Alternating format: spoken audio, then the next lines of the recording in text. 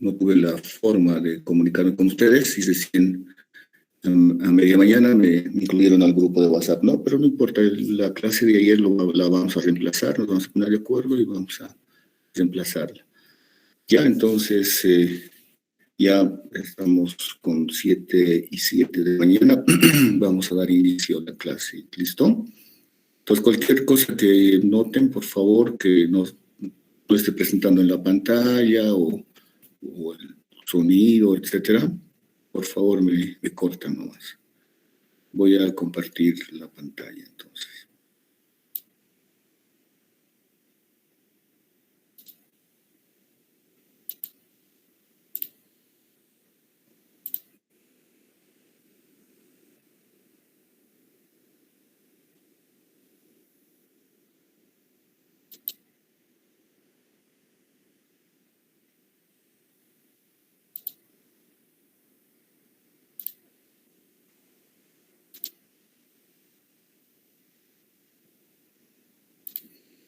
Y ya, estamos, ¿no? Estoy compartiendo, ¿se ve? Sí, doctor. Ok, entonces vamos a empezar. La primera clase, la que vamos a hablar, es la evaluación del estado nutricional, ¿ya? Entonces, ustedes han tenido la oportunidad ya de ver el programa, entre las clases de nutrición, las clases teóricas específicamente. Es muy importante que asistan, ¿ya? En las clases teóricas impartimos lo más importante, ¿no? Está enfocado, las clases teóricas están enfocadas en mostrarles lo que es importante para la formación de ustedes, ¿ya? Entonces, yo les pido hagan un esfuerzo. Yo sé que la clase teórica no es obligatoria, pero necesito que participen, que estén para tener ya la idea. ¿Listo? Entonces, eso, permítame un ratito, por favor. Tengo que...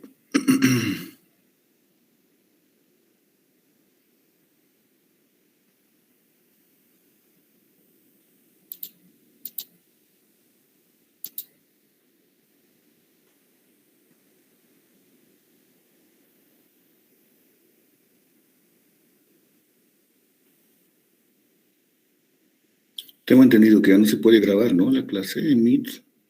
¿Alguien tiene idea?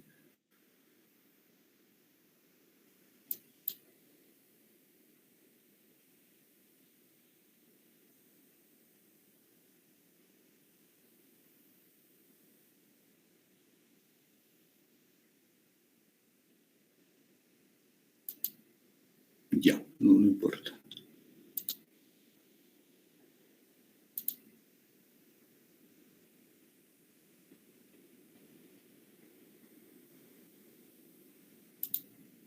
Entonces estamos. Ya, evaluación del estado nutricional. ¿Cuál es el objetivo, cuál es el propósito de hacer una evaluación del estado nutricional, ya sea a una persona o a un grupo de personas, e inclusive podemos tomar comunidades, poblaciones grandes? El objetivo principal de realizar una buena evaluación del estado nutricional es, pues, determinar el nivel de salud y bienestar de un sujeto o de un grupo de personas desde el punto de vista de su nutrición, ¿ya? Entonces, actualmente la nutrición va de la mano con lo que es salud, ¿no es cierto? Es así que la evaluación del estado nutricional debe formar parte de los exámenes habituales de salud, ¿sí? Es como cuando nosotros estamos atendiendo, o sea, un paciente hospitalizado, un paciente en consulta externa e inclusive un paciente en su domicilio. Nosotros, si queremos evaluar su estado de salud, lo podemos hacer a través de exámenes de laboratorio, exámenes de gabinete, cuando sea necesario, ¿no es cierto? Pero también es importante la evaluación del estado nutricional. Es por eso que les indicaba que forma parte de los exámenes habituales de salud, ¿ya? Por ejemplo, como estudios también dentro de los estudios epidemiológicos. Si yo estoy haciendo un estudio epidemiológico, no sé, sobre diabetes, diabetes tipo 2, entonces será muy importante también conocer el estado nutricional en esta población. ¿No es cierto? Entonces, ¿qué implica la evaluación del estado nutricional? Implica, pues, en realidad nos permite identificar aquellos individuos que están en riesgo, ¿sí? Sea por déficit o sea por exceso, ¿ya? Entonces, muy importante que la formación que ustedes están terminando como médicos, como futuros médicos, tengan claro eso, ¿sí? ¿Qué es la evaluación del estado nutricional? ¿Qué se debe hacer? ¿Qué es lo más importante? Al terminar este tema, nos vamos a dar cuenta que evaluación del estado nutricional no simplemente es conocer el peso y la estatura, ¿ya? Entonces implica otros puntos también. Entonces, ya entramos en lo que son los métodos de evaluación del estado nutricional, ¿ya? Si nosotros hacemos una revisión detallada, es decir, hago una revisión por internet, tomo libros de nutrición e inclusive libros de medicina interna, y puedo encontrar una lista larga de métodos de evaluación del estado nutricional. En la materia nosotros lo hemos sintetizado en 5 métodos, o también se los denomina 5 parámetros de evaluación del estado nutricional, que van a ser los más importantes y los principales para realizar la evaluación del estado nutricional. ¿Ya? Entonces, el primero es la evaluación clínica. La evaluación clínica que está enfocada específicamente a la parte nutricional. ¿Sí? Lo vamos a ver con más detalle. El segundo método o el segundo parámetro es la evaluación antropométrica o antropometría, ¿sí? Que ya es un método más objetivo, porque a través de este método nosotros vamos a poder medir, vamos a poder pesar a los pacientes, o sea, lo vamos a hacer más objetivo. El tercero es un método que nos apoya para nuestra sospecha diagnóstica, que son la evaluación bioquímica o los exámenes bioquímicos, ¿sí? Entonces vamos a dar cuenta, yo les ponía el ejemplo, por ejemplo, si tenemos pacientes, no sé, obesos, y tenemos la alta sospecha de que están con riesgo de resistencia a la insulina, nos vamos a apoyar con los exámenes bioquímicos, ¿no? Porque simplemente con la sospecha no podemos tener un diagnóstico definitivo. El cuarto método, cuarto parámetro, son las pruebas inmunológicas, que de igual manera que el método anterior nos van a apoyar para nuestro diagnóstico, ¿no? Si yo tengo, por ejemplo, un niño con desnutrición grave, tendré que pedirle también pruebas inmunológicas para ver cómo está su inmunidad. ¿Ya? Si tengo un paciente con VIH positivo, también veré su respuesta inmunitaria, ¿no? Por lo que podría afectar también su estado nutricional. Y el quinto parámetro, que es muy importante también, son las encuestas alimentarias.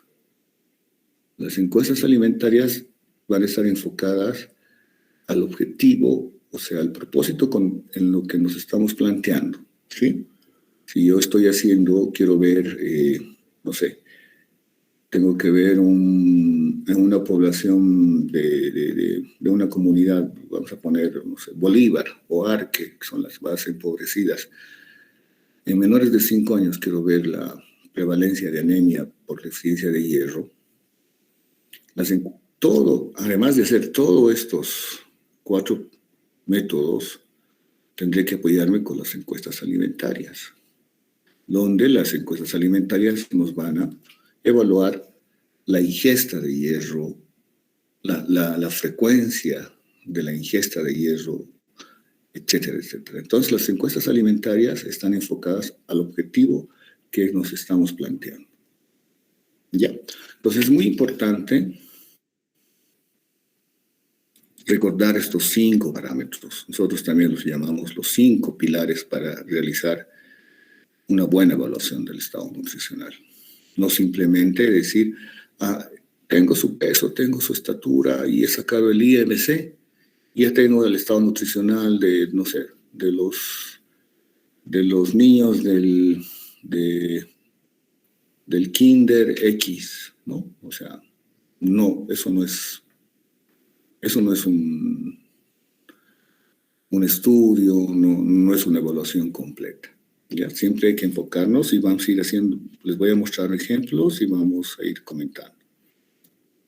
Entonces empecemos con el primer parámetro que les decía, la evaluación clínica, que es el primer método o parámetro. La evaluación clínica, como todos sabemos, realizar una historia clínica, está enfocado en lo que es la parte nutricional. Es decir, si nosotros estamos queriendo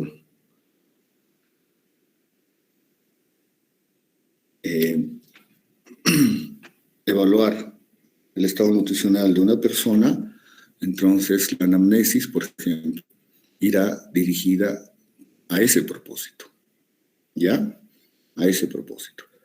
Disculpen, pero creo que no están pudiendo ingresar. A ver.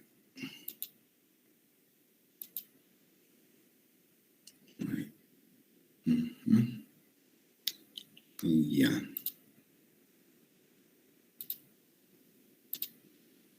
Entonces, por ejemplo, la anamnesis les decía que debe ir con ese propósito de ver lo que estamos buscando.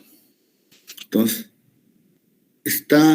aquí les estoy presentando lo que viene de una anamnesis normal, ¿no? Pero les vuelvo a repetir, enfocada a la parte nutricional. Entonces, muy importante los antecedentes prenatales, natales, postnatales, los antecedentes no patológicos. Patológicos se refiere a los, ya lo tenemos claro, aquellos pacientes que tienen una enfermedad de base. Y también aquí en la parte nutricional, en la evaluación del estado nutricional, es muy importante los hábitos y costumbres. ¿Sí? Veamos un ejemplo. A ver, vamos a ver. Yo les pongo este paciente, que es un paciente masculino de 3 meses de edad. Acude a control niño sano, ¿sí? Pasa a, bueno, ustedes están haciendo su rotación de campo, está en el área rural y seguramente van a ser niño sano, control niño sano. Les pasa la enfermera a su consultorio con los siguientes datos. En su historia clínica tiene un peso, les decía 3 meses, tiene un peso de 3.300 gramos y una talla de 51 centímetros. Actualmente está activo, no hay signos de alarma, o sea, no tiene fiebre, no tiene tos, no refiere sintomatología, por lo que ha ido a su control niño sano. ¿Qué les parece estos datos? ¿Les llama la atención algo? Si quieren, vamos a imaginarnos que la mamá está aquí. ¿Qué es lo que le preguntarían? ¿Y por qué le preguntarían eso? ¿Alguien que quiera comentar, por favor?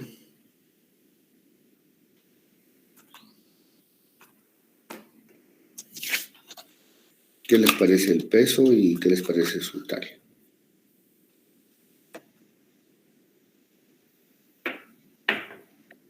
Para 3 meses, doctor, está bajo. Sin embargo, deberíamos preguntarle si el bebé ha sido a término o en cambio ha sido un bebé prematuro. Muy bien, ese es el punto, ¿no? ¿Por qué dices que está bajo su peso para 3 meses? ¿De qué edad parece este niño?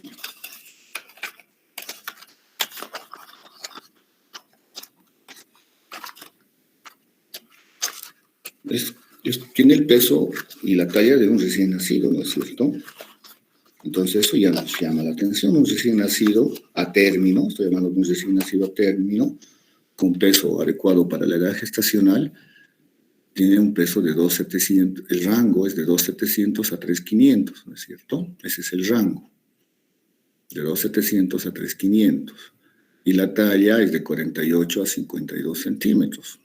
Un recién nacido a término con peso adecuado para la edad gestacional.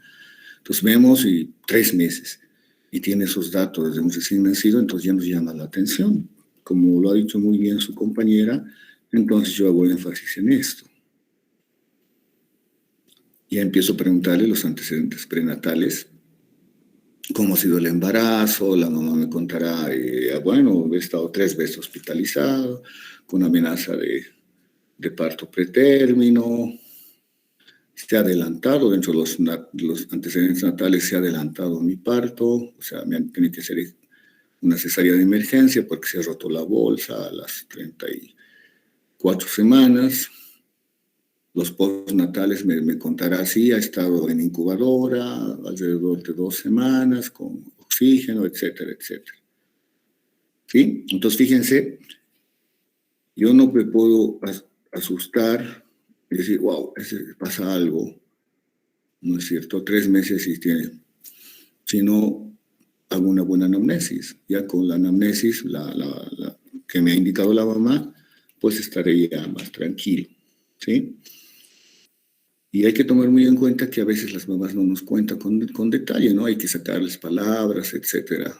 Pero si todas cuentan con el certificado de nacido vivo, donde se registran estos datos, la edad gestacional, se registra el peso de nacimiento, etcétera, etcétera. ¿Ya? Entonces, muy importante eso. Con eso ya estaríamos, ya tenemos clara la figura. Ahora viene la siguiente pregunta, ¿qué conducta tomarías? O sea, la mamá pregunta y dice, ¿y cómo está pero a todo esto, doctor? Si me hubiera nacido con 1900 y has nacido con una talla de 45, ¿cómo está para su edad? Tal vez alguien que quiera decir cómo haría la evaluación del estado nutricional de este paciente. Tal vez recién lo van a ver. Hay 2 formas. Entonces, primero ponemos a hacer la edad corregida. ¿Ya? Vamos a corregir la edad. Porque este paciente ha nacido, era de 32 semanas, disculpen. Entonces ha nacido de 32 semanas, ¿sí? De 32 semanas y con un peso de 1900, de 32 semanas.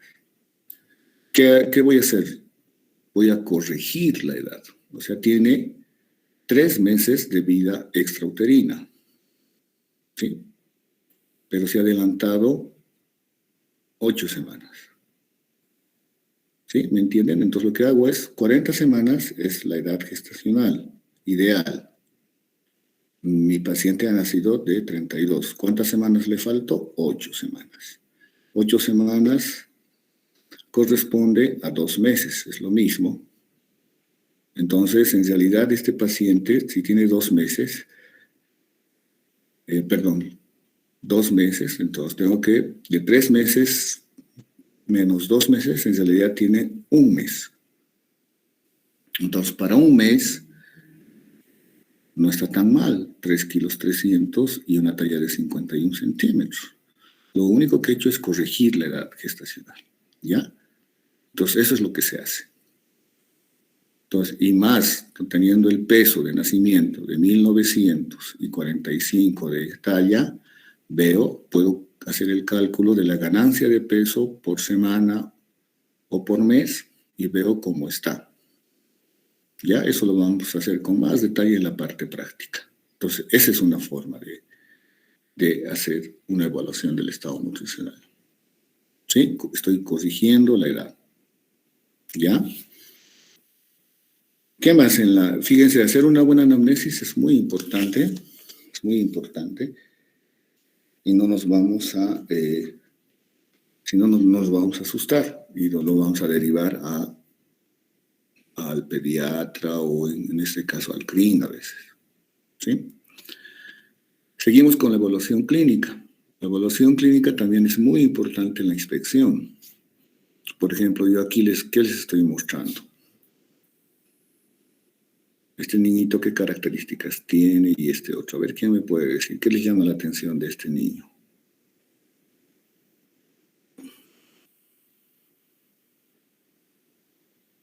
¿Está algo edematizado, doctor? El edema, ¿no? La presencia de edemas, ¿no? A nivel del dorso, tal vez no se ve bien en la presentación. Hay edema en el dorso de los piecitos, tobillos, párpados y lesiones en la piel. Entonces, este niño, ¿qué tipo de desnutrición tiene? Así, a la simple inspección.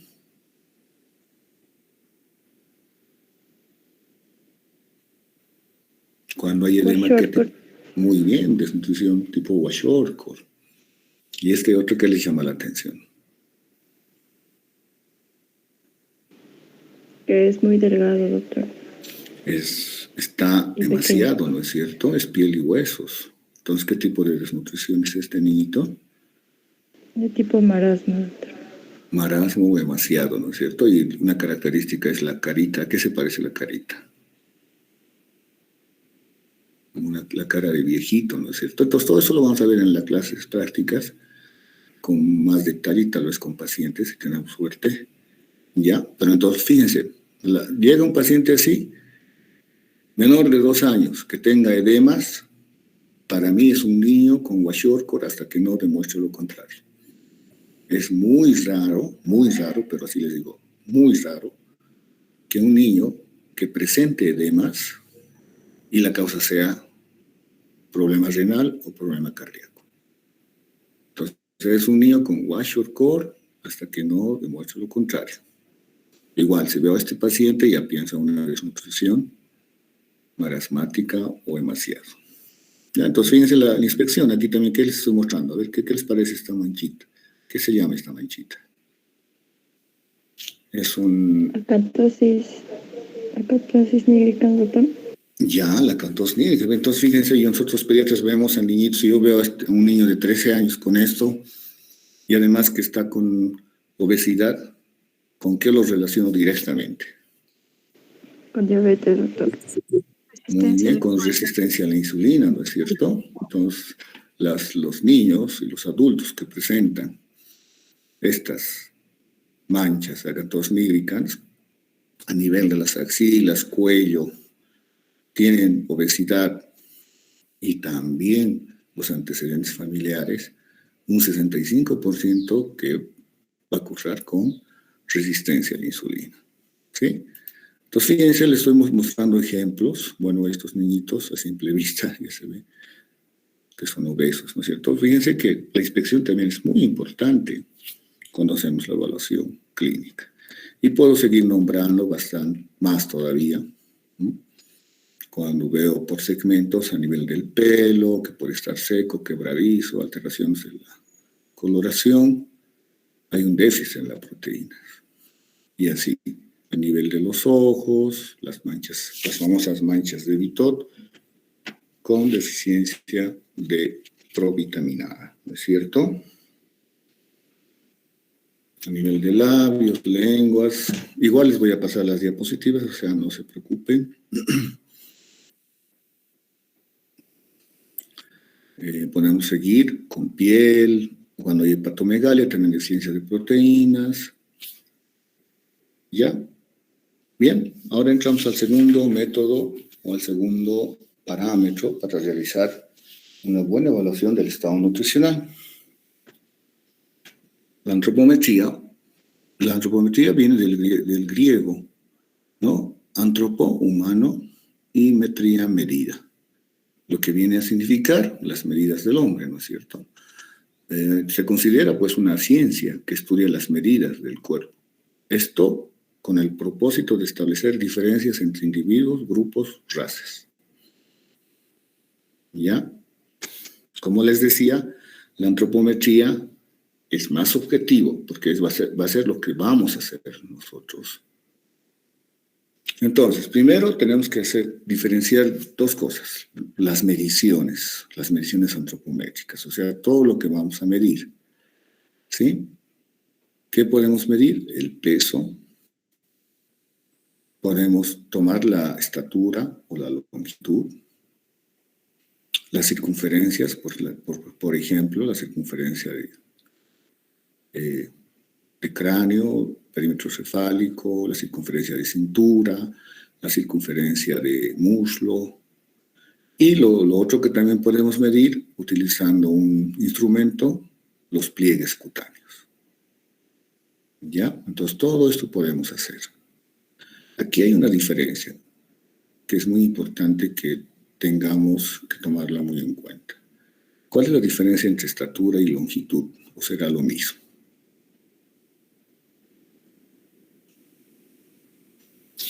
¿Quién se acuerda?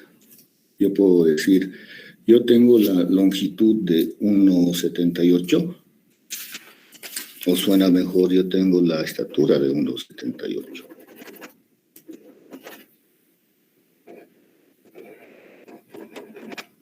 O puedo decir, este niño de 6 meses tiene una estatura de 65 centímetros. ¿O suena mejor, este niño de 6 meses tiene una longitud de 65 centímetros?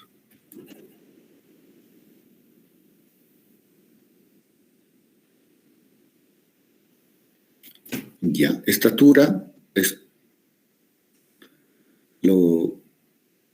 se toma de pie, ¿ya? Y el punto de corte, o sea, a partir de qué punto, es a partir de los 2 añitos.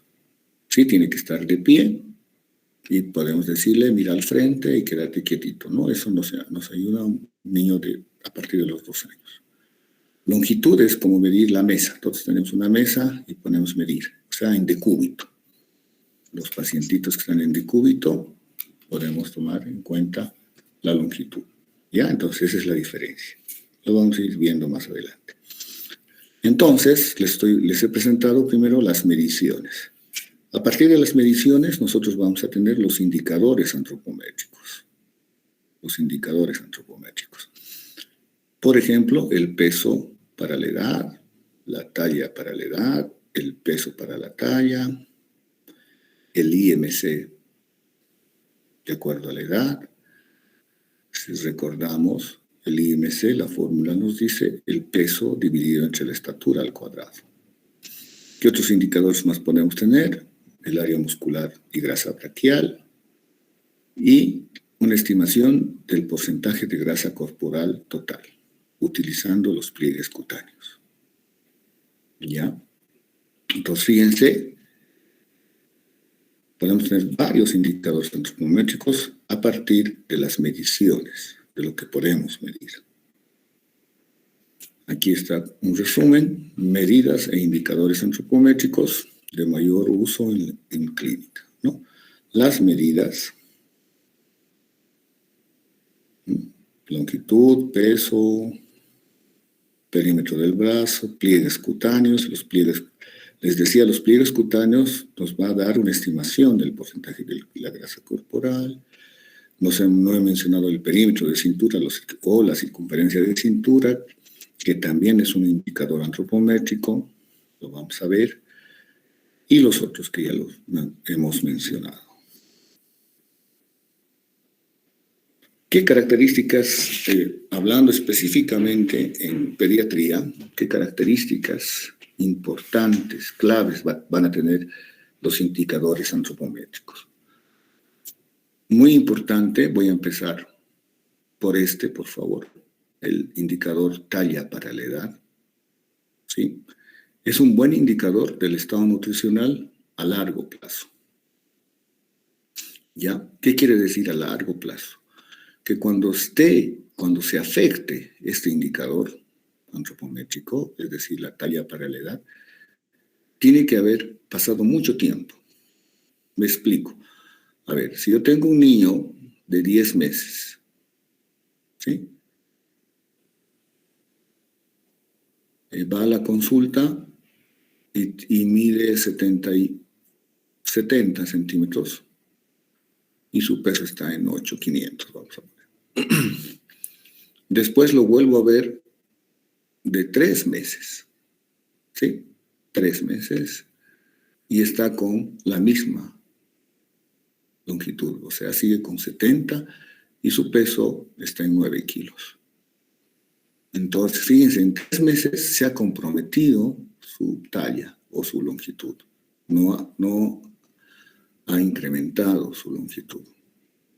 Entonces yo ahí se me va a parar la alarma y tendré que hacer una buena anamnesis, o sea, volver a hacer unas preguntas. La mamá, ¿qué ha pasado, señor, en estos 3 meses?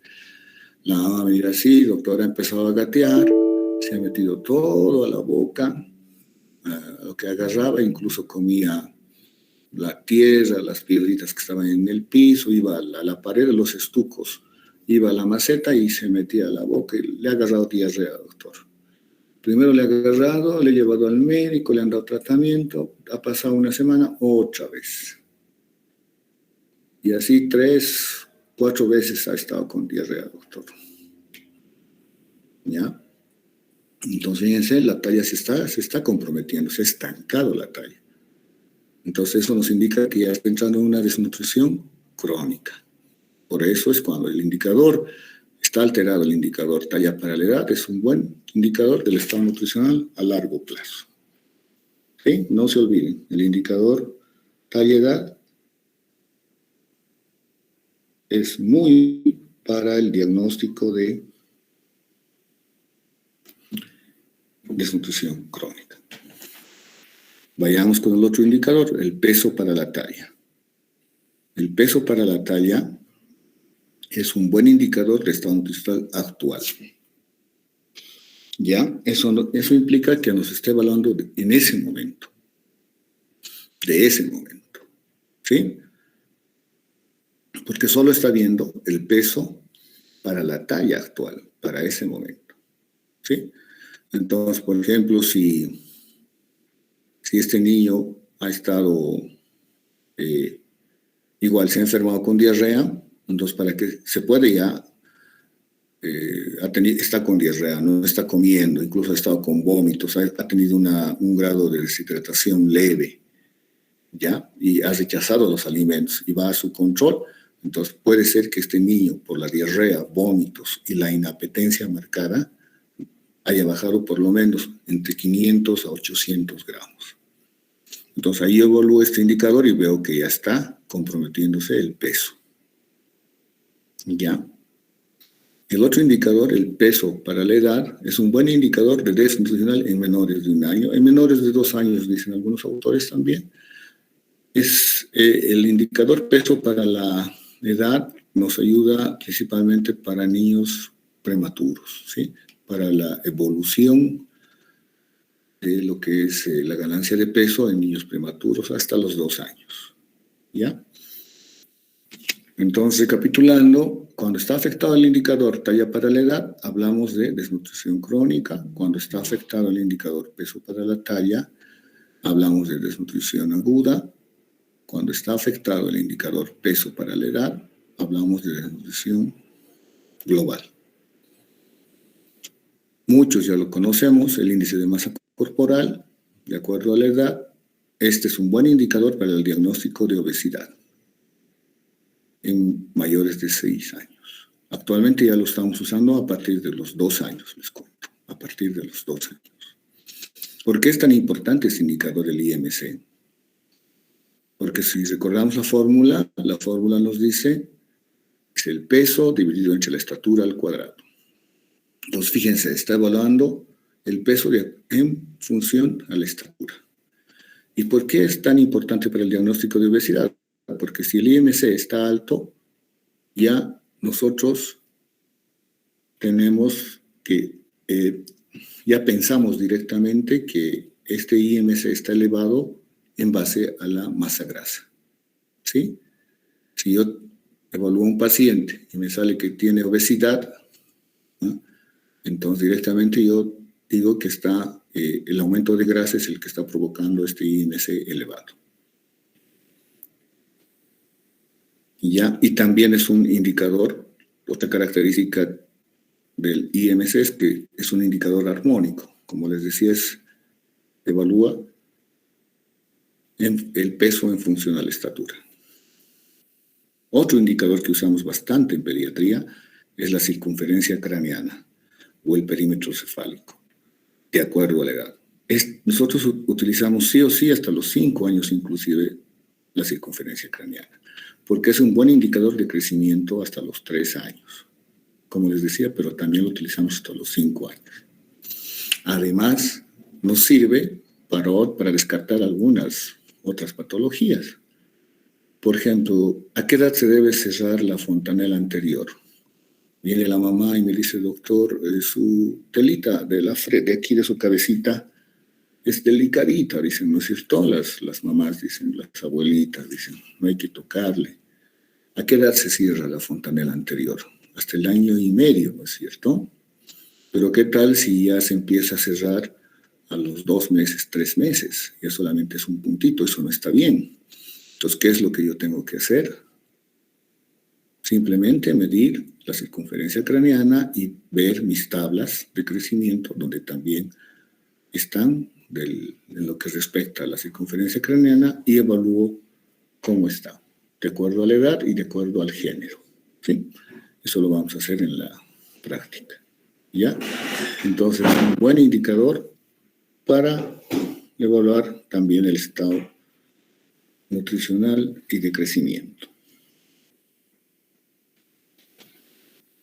Bien, ahora vamos a hablar específicamente de estos indicadores, de estos 3 indicadores, que es la talla para la edad, peso para la talla y peso para la edad, que se utiliza en menores de 5 años. Cuando nosotros evaluamos con la antropometría a menores de 5 años, usamos los 3 indicadores. ¿Ya? Estos indicadores los vamos a usar con la interpretación de estas gráficas o tablas. Aquí yo les estoy mostrando, por ejemplo, este gráfico que es de la Organización Mundial de la Salud, que son referentes a nivel universal, también se adecuan a nuestra población. ¿Ya? Entonces aquí estamos viendo el indicador longitud para la edad en niños, o puede ser talla para la edad en niños. Utilizamos la puntuación Z-Score desde el nacimiento hasta los 2 años. ¿Ya? Entonces, esto es lo que vamos a hacer en la clase práctica, pero simplemente para hacer algún ejemplo, les voy a mostrar.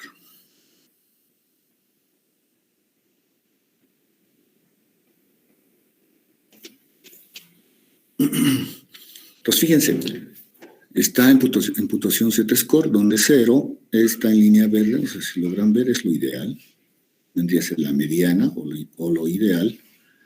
Fíjense, para este indicador, talla para la edad o longitud para la edad, está en -2 desviaciones estándar y +2 desviaciones estándar. Todo este rango es normal. ¿Ya?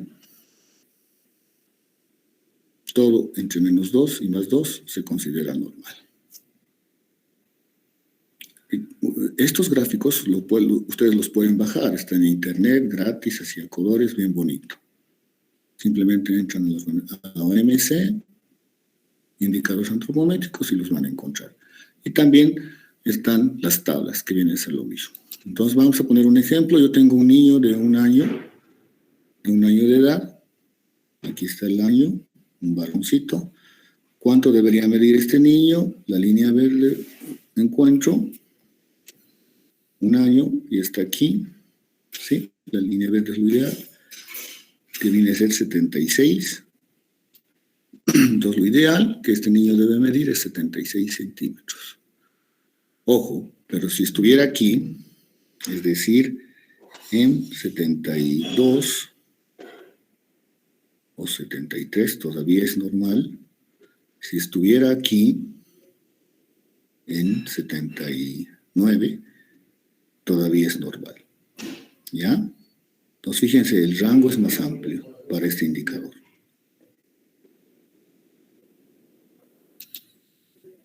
Ya vemos en mayores de 2 años, ya les decía que la estatura evaluamos a partir de los 2 añitos, de 2 a 5 años.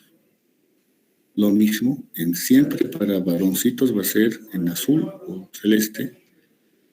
Lo mismo.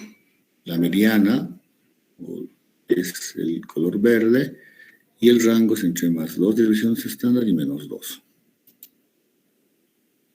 Ahora veamos el peso para la longitud o peso para la talla, si ustedes quieren. Entonces, fíjense, igual lo que yo tomo aquí es la longitud o la talla y el peso. Entonces, yo digo, para 75 centímetros, por ejemplo, este niño pesa 11 kilos. Entonces, está con un leve sobrepeso.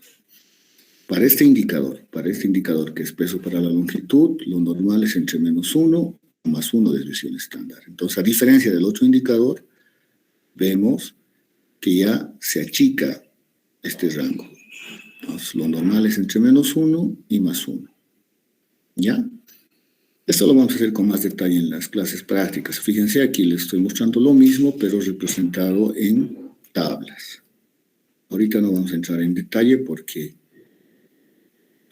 como les decía, por cuestiones de tiempo nos va a faltar. No vamos a terminar. Lo mismo, las tablas. ¿Qué características tienen los indicadores y por qué se consideran referentes? Es fácil de aplicar y ya está estandarizado a nivel mundial. ¿Qué necesitamos?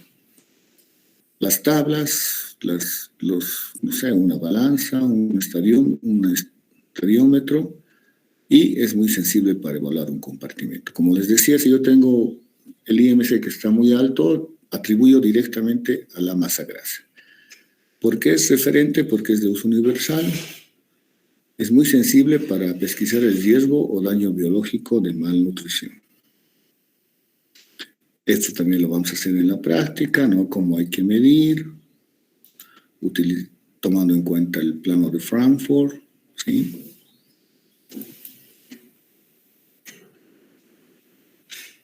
Después, ¿cuáles son los indicadores para los grupos, de acuerdo a los grupos etarios? Fíjense, aquí también vamos a ver, tomando en cuenta el plano de Frankfurt, es muy importante porque esas variaciones, y en general, la medición tiene que ser con 2 personas. Más aún cuando evaluamos en menores de 2 años, ¿no es cierto? Estos niños se mueven, lloran, no están quietos. ¿Sí? Aquí estamos viendo una posición incorrecta, ¿no? Su cabecita está muy doblada y las manos lo tiene levantada. Entonces, fíjense, hay que sujetar a veces entre 2, 3 personas. No es fácil. Si nosotros queremos ver la curva de crecimiento adecuadamente, entonces tengo que hacerlo bien. Y les hablé también de la circunferencia craneana o perímetro cefálico. Entonces, la circunferencia de cintura es muy importante. Fíjense, ¿qué necesitamos para evaluar la circunferencia de cintura? Una cinta métrica, nada más. ¿Qué dice la OMS? Las mujeres hasta 88 centímetros y los varones hasta 102 centímetros. Por encima de estos puntos de corte, podemos pensar en problemas cardiovasculares, ¿no es cierto? Ya. Entonces aquí estamos, entramos a la evaluación bioquímica. Bueno, ahora les voy a pedir que vamos a quedar aquí, por favor, porque esto es un poquito más, esto hay que hablar con más detalle. Vamos a quedar para la próxima clase. Yo les voy a avisar cuándo, por favor, con anticipación. Ya, no sé si tienen alguna pregunta, duda, algo que no esté claro.